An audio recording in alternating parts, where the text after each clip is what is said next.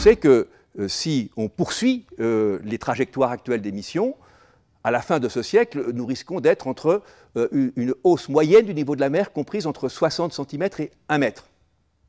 1 mètre d'augmentation du niveau de la mer, qu'est-ce que ça veut dire pour l'économie? Aujourd'hui, dans le monde, vous avez à peu près la moitié de la population qui est sur des zones littorales. En Asie, vous avez 350 millions de personnes qui habitent sur des deltas. Donc, ce que nous essayons de faire, c'est de mesurer le coût que représenterait pour la société cette hausse du niveau de la mer. Et les coûts sont de différentes natures.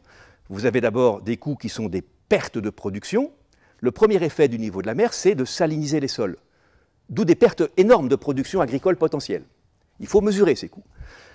Le deuxième point, c'est que si on veut se protéger contre l'augmentation du niveau de la mer, si on veut s'adapter à cet impact du climat, il faut construire des digues, il faut organiser différemment la société. Ça coûte de l'argent, ça peut coûter très cher. Imaginez, Manhattan est dans sa plus grande partie à moins de 1 mètre du niveau de la mer.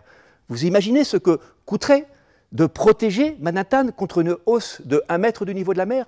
Et puis, si on est réaliste, on voit bien que cette augmentation de la hausse du niveau de la mer va générer des migrations.